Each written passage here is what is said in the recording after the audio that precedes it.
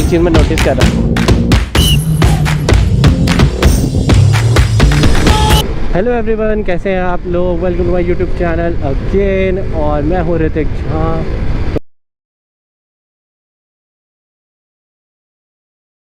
तो आज का ब्लॉग है बढ़िया, क्योंकि आज जा रहे हैं हम अपनी ड्यूक 390 को लेने। बहुत टाइम से कई लोग कमेंट कर रहे थे कि कहाँ गई आपकी गाड़ी, कहाँ गई।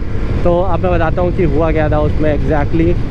एक दिन क्या हुआ था कि मैं गाड़ी अपनी लेके जा रहा था, तो रात में मैंने अपने घर पे फ्लैट पे खड़ी करी, और सुबह आके देखा मैंने तो वो पंचर हो गई थी। तो मैं उसको थोड़ी दूर ले गया और एक लोकल दुकान वाला था, उससे पंचर बनवाने की कोशिश करवाई।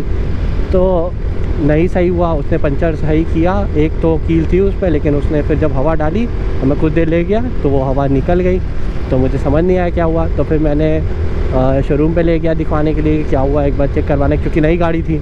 तो पता चला कि उसकी वॉल जो होती है एलॉय व्हील से, रिम से जो चिपका रहता है टायर, जहाँ से वो लीक कर गया है। तो टायर में कुछ प्रॉब्लम आ गई थी और उसमें एक बल्ज क्रिएट हो गया था। बल्ज यानी जब आप गाड़ी चलाते हो टायर में एक डिफेक्ट आ जाता है, जिसमें साइड से टायर की बॉडी साइड से या कहीं से भी एक बलून जैसा इन्फ्लेट हो जाता है। तो वो प्रॉब्लम आ गई थी उसमें। तो मैंने दिखाया कंपनी को, तो उनने मिडज़िलर जो कि स्टॉक में टायर आता है नई गाड़ी के साथ, तो उनने कांटेक्ट करा और फिर बात करी। तो उन्होंने कहा कि हम आपकी गाड़ी का टायर चेंज करवा देंगे, क्योंकि आपकी गाड़ी नई थी, और दे देंगे। तो लेकिन उसका डिप्रिसिएशन अमाउंट थोड़ा देना पड़ेगा, क्योंकि गाड़ी चल गई थी एक सर्विस तक, तो उनको चेंज कराना पड़ा। तो बात हुई ऐसे ही। तो मैंने गाड़ी मतलब अपनी वहीं पे छोड़ दी और फिर टायर का वेट किया। एक महीने तो उनने ये बताने में बस लगा दिया कि गाड़ी का प्रोसीजर क्या है टायर चेंज कराने में, ये चीज़ बताने में कि आपको पैसे देने पड़ेंगे, डिप्रेशन अमाउंट, ये सब 1 महीना लगा दिया। और उस समय मैं इतना बिजी था अपने काम को लेके कि मैं नोटिस नहीं कर पाया कि क्या कैसे करना है, और ज़्यादा फोकस नहीं कर पाया। तो 1 महीना गुजर गया। फिर बाद में मैंने थोड़ा ध्यान देना चालू किया सच में, मतलब कि गाड़ी बहुत टाइम लग रहा है, 1 महीने नहीं थी मेरे पास, और कई लोग कमेंट कर रहे थे, तो मेरे माइंड में बार बार अलर्ट आने लगा। तो मैंने बात करी, फिर जब प्रोसीजर चालू किया, तो मैं उसका नाम नहीं लूँगा उस बंदे का, जो कि मिडज़िलर का हेड है इंडिया में, यूपी में या इंडिया का ये नहीं पता, नाम नहीं बताऊँगा उसको। तो उनसे मैंने बात करी। उस बंदे ने बहुत किया, बहुत बार मैंने उसको कॉल करी, बहुत बार बोला, लेकिन वो कह रहा था आज कर देंगे, आज कर दें। आज करते करते 1 महीना और गुजर गया। फिर उसने किसी और अपने फेलो मेट को दी कि आप इसका नंबर ले लीजिए और आप इससे बात करिए। तो उससे बात हुई, उस बंदे ने भी किया, कहा कि 1 हफ्ते मेरे पास आ जाए आप, 1 हफ्ते का और टाइम दिया, 1 हफ्ते का टाइम दिया, करवाया। अब क्या बताऊँ मैं, उस बंदे ने भी टाइम लगा ही दिया। फिर मैंने ऑफिशियल कंप्लेंट डाली मिडज़िलर को, ऑनलाइन वेबसाइट से मेल किया, उसके बाद कॉल करके पर्सनली उन लोगों को बताया कि मेरी ऐसी बात है। तो जो बंदा, जो फेलो पर्सन था, जिसको उस बंदे ने, जिसका नंबर दिया था मुझे, उस बंदे ने कहा कि आपने कंप्लेन करी है सर, ये वो। मैंने कहा कंप्लेन तुमने भाई इतना टाइम लगा दिया, 3 महीने से मेरी गाड़ी फंसी हुई है शोरूम में और तुम लोग की वजह से, और फलाना बहुत मैंने बात करी, उनको बताया। तो उस बंदे ने तब वो लाइन पे आया, और तब उसने विदिन कंप्लेन के 5 दिन बाद मेरा टायर आ गया। और अभी तो 3-4 दिन हो गया, क्योंकि 1 हफ्ते ज़्यादा हो गया मेरी गाड़ी पड़ी हुई थी, क्योंकि मैं नहीं ले पाया था काम वाम के चक्कर में। तो अब मैं गाड़ी लेके जा रहा हूँ। लेकिन मैं आपको एक बात बता रहा हूँ, ये मेरा इस बार तो मेरा पक्का हो गया है कि अगर मेरी गाड़ी का टायर अब ख़राब होता है तो मैं मिडज़िलर यूज़ नहीं करूँगा। और ये कंपनी की गलती नहीं है, ये गलती है टोटली उनके एम्प्लॉइज़ की। और दूसरी गलती है कि लखनऊ में कोई भी फ्रेंचाइज़ नहीं है मिडज़िलर की, इस वजह से आप चेंज नहीं करा सकते। कभी भी आपको कोई सडन प्रॉब्लम हो गई, आपको क्लेम कराना है टायर, कुछ प्रॉब्लम हो गई, आप नहीं करा पाओगे, कराओगे तो ऐसा होगा जो मेरे साथ हुआ। तो मैं नेक्स्ट टाइम पे पक्का मैं तो अपोलो ही यूज़ करूँगा, जो कि ज़्यादातर लोग यूज़ करते हैं, अपोलो अल्फ़ा, मैं वही यूज़ करूँगा अगली बार मेरा टायर ख़राब होता है। क्योंकि 3 महीने से बढ़िया है मैं 6000 दे के टायर बदलवा लूँ, वो ज़्यादा सेटिस्फैक्ट्री है। भाई बहुत झेलना पड़ा, मैं रियलिटी बता रहा हूँ, मैं मिडज़िलर तो यूज़ नहीं करने वाला हूँ भाई। अगर आपके सिटी के अंदर वो फ्रेंचाइज़ है मिडज़िलर की, तब तो ठीक है भाई, तब कोई प्रॉब्लम ही नहीं। लेकिन नहीं है, तब तो आप समझ जाइए आपको कितना टाइम लगने वाला है, जैसे मुझे लग गया। तो सोच समझ के अपने लिए चूज़ करिएगा टायर, क्योंकि बहुत मैटर करता है। मेरी नई गाड़ी 3 महीने फंस गई और मेरा दिमाग ख़राब हो गया था, बिल्कुल ही। मैंने कंप्लेन कर करके फिर लास्ट में मेरे दिमाग में बजी कि चलो कंप्लेन करते हैं। फिर ट्विटर पे भी मैं ऑफिशियली कंप्लेन मारने वाला था, लेकिन मैंने कहा कि पहले कॉल करके देखते हैं। फिर कॉल करी, कंप्लेन हो गई। मेरी किस्मत अच्छी थी, तो अच्छी बात है। लेकिन 3 महीना बहुत ले लिया। आई थिंक मेटजेलर कंपनी को इस बारे में सोचना चाहिए कि उनके एम्प्लॉयज़ कस्टमर को कैसे ट्रीट कर रहे हैं, कैसे ट्रीट नहीं कर रहे हैं, जो क्योंकि ये बहुत बड़ी प्रॉब्लम है। कहने को तो छोटी बात है, लेकिन उनके कितने कस्टमर ऐसे भाग रहे होंगे। जैसे मैं तो लिटरली भाग गया। क्यों? क्योंकि लखनऊ में शोरूम नहीं है इसका, कोई भी फ्रेंचाइज नहीं है मेटजेलर की। तो मैं तो अब दोबारा यूज़ नहीं करने वाला हूँ जब तक मेटजेलर की कोई ऑफिशियल फ्रेंचाइज ना हो लखनऊ में। मैं तो यूज़ नहीं करने वाला। टायर बहुत अच्छा होता है उनका, लेकिन भाई कस्टमर भी अपनी देखेगा ना कि एक्सेस कितना ईजी है कंपनी के साथ। जब है ही नहीं एक्सेस अच्छा, तो मैं यूज़ करके क्या करूँगा उस कंपनी का टायर। तो मैं अब तो भाई अपोलो ही यूज़ करने वाला हूँ नेक्स्ट टाइम से बस। और MRF यूज़ नहीं कर सकते क्योंकि MRF शायद उस कैटेगरी का टायर शायद लाता नहीं है। अब मुझे इतना नहीं पता, लेकिन अपोलो बहुत पॉपुलर है 390 के केस में। तो मैं अपोलो ही यूज़ करूँगा नेक्स्ट टाइम। और MRF का रिसर्च करूँगा कि अगर मिलता है कि नहीं मिलता है, तो मैं देखूँगा, वो भी ट्राई करके आपको ज़रूर बताऊँगा। क्योंकि टायर 390 अगर 400 सीसी में चले जाते हैं इससे ऊपर, तो आपको एक अच्छी क्वालिटी का टायर यूज़ करना होता है। 200 सीसीज़ में इतना टायर मतलब फ्रिक्शन की वजह से इतना जल्दी नहीं वेयर टेयर होता है, लेकिन 390 और 400 सीसी के ऊपर वाली गाड़ी में बहुत ईजिली वेयर टेयर होता है। तो ये सब चीज़ का दिमाग में रखना पड़ता है कि आप यूज़ टायर कर रहे हैं जिस कंपनी का, वो कितना ईजिली आपको मिलता है और नहीं मिलता है, कितनी ईजिली आपको क्लेम मिलता है नहीं मिलता है। ये सब चीज़ें आपको नोटिस करनी पड़ती है माइंड में रख के। तो बहुत भसड़ मच गई, लेकिन सही में मेरा माइंड फ्रस्ट्रेट हो गया था। तो अब क्या ही कर सकते हैं, गाड़ी मिल गई, अपनी बात खत्म। वो बंदा जो था फेलो पर्सन, वो कह रहा था कि जैसे ही आपको टायर मिल जाए आप फीडबैक में अच्छा लिख दिएगा। मैं भी किसी का बुरा नहीं चाहता, मैं लिख भी दूंगा, लेकिन भाई तुम्हारे वजह से 3 महीने किसी को सफ़र करना पड़ रहा है। नई गाड़ी को कोई आदमी लेता है, भाई उसको भी समझना चाहिए तुम्हें, ना कि सिर्फ अपना बैलेंस। तो वो रीज़न बता रहा था कि कंपनी को टायर नहीं मिल रहा है, भाई वो कस्टमर की प्रॉब्लम नहीं है। वो तुम अपनी कंपनी को अपने हेड को बोलो कि भाई टायर नहीं मिल रहा है। कस्टमर्स बोल रहे हैं जिनका क्लेम में फंसा हुआ है, वो कह रहे थे कि कस्टमर्स को नहीं मिल रहा है, आपको तो क्लेम में मिल गया। तो भाई वो मेरी गलती नहीं है, वो आप अपना देखिए और आपकी कंपनी देखें। हमारा कुछ नहीं है इसमें। कस्टमर लेना चाह रहा है, अगर उसको नहीं मिल रहा है और क्लेम में फंसा हुआ है, तो आपकी रिस्पॉन्सिबिलिटी है। कस्टमर को तो बाद में आप देंगे, जो आपका पहले से ही कस्टमर है आप उसका ध्यान नहीं दे रहे हो, तो जो नए कस्टमर आपके बन रहे हैं आप उनका क्या ध्यान दोगे। और मैं ब्लॉगिंग करते समय इतनी गाड़ी चलाता हूँ कि अब मेरी इस गाड़ी की सर्विस की टाइम आ गई है। अब मैं ये गाड़ी वहाँ छोड़ूंगा ताकि ये गाड़ी सर्विस हो।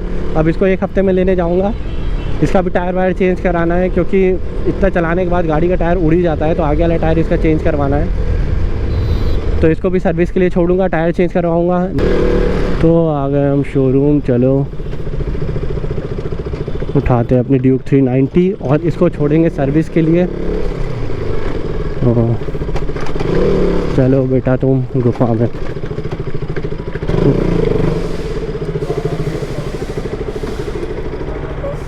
Two hours later.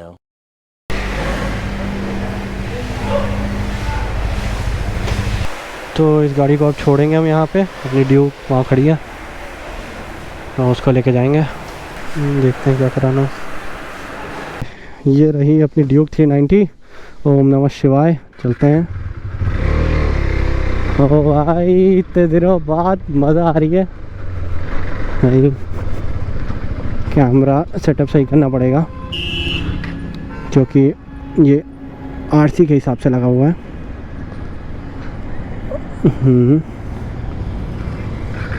चलते हैं। ओ ब्रो भाई इसकी फील ही अलग है। ओ भाई पावर आ गई हाथ में। भाई मज़ा आती है इसको चलाने में, जो भी बोलो, क्योंकि है तो सेक्सी है। पावर इसकी थी बहुत प्यारी है। तो फाइनली टायर नया चेंज हो गया, अभी दिखाता हूँ।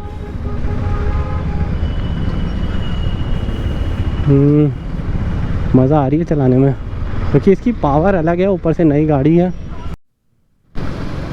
बेसिकली ये है तो सिटी राइड के लिए परफेक्ट, लेकिन प्रॉब्लम इसमें है कि आप गाड़ी की फुल पावर का फील नहीं ले पाओगे, क्योंकि आप जहाँ एक्सीटर लोगे वहीं आपकी रोड ख़त्म हो जाएगी आगे, और फिर ट्रैफिक और बार बार ब्रेक दबाना पड़ता है, क्लच का यूज़ करना पड़ता है। तो ये चीज़ बहुत ही मुझे इरिटेटिंग लगती है। तो थैंक्स टू गॉड मैं हाईवे पे रहता हूँ भाई। अपन पूरी खाली सड़क मिलती है अपन को।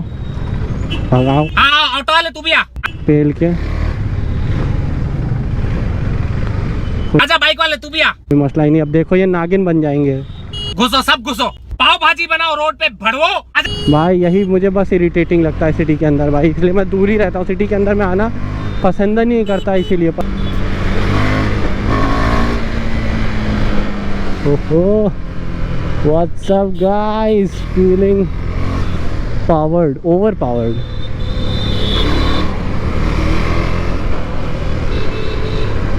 यदि होगा जो 400 सीसी सेगमेंट में इस गाड़ी को टक्कर दे पाए, इसका वेट, इसकी पावर किसी भी सेगमेंट को 400 सेगमेंट के नीचे को आराम से बीट कर देगा, डोमिनर सबको, क्योंकि इसके अंदर जो पावर है, लाइक क्या ही बूस्ट है। बिल्कुल बूस्ट मतलब बिल्कुल पच से निकलती है,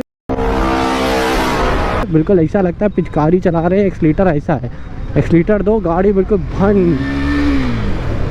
लेकिन राइड से भाई फिर बोल रहा हूँ, अपन तो एक्सपीरियंस से चलाते हैं, लेकिन आप लोग बिल्कुल सेफ्टी के साथ चलाइए, क्योंकि मेरा तो 6 साल का एक्सपीरियंस है, तो मुझे बहुत अच्छे से कंट्रोलिंग आती है और अंदाज़ा लगाना मुझे आता है। लेकिन आप लोग सेफली चलाइए।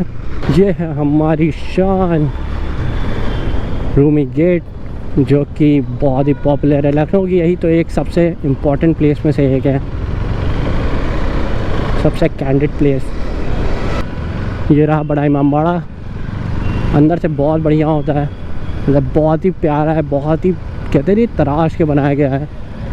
हम जो लखनऊ सीरीज़ बनाएंगे उसमें अच्छी लोकेशंस को कवर करेंगे, जैसे मैं कुछ ब्लॉग्स में बता चुका हूँ, और इसमें बहुत अच्छे से सिनेमैटिक तरीके से बनाएंगे। लखनऊ की हिस्ट्री के बारे में हम उसमें डिस्कस करेंगे, लखनऊ में जो भी पुरानी मॉन्यूमेंट्स हैं और जगह हैं उनके बारे में हम डिस्कस करेंगे बहुत अच्छे से, और लखनऊ से आपको रूबरू कराएंगे, जो कि बहुत इंटरेस्टिंग होगा। मैं उसका भी प्लान कर रहा हूँ, अभी कुछ चीज़ों पे काम कर रहा हूँ, जैसे मैं आपको बता चुका हूँ पिछले ब्लॉग में एक्सेसरीज़ के पे।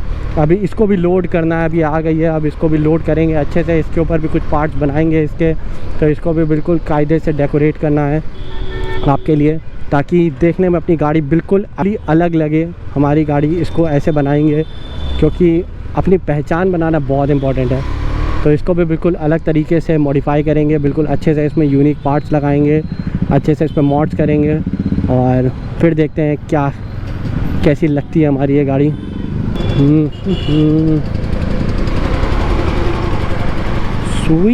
Sweet and slicy cut that was, यह क्या है कट।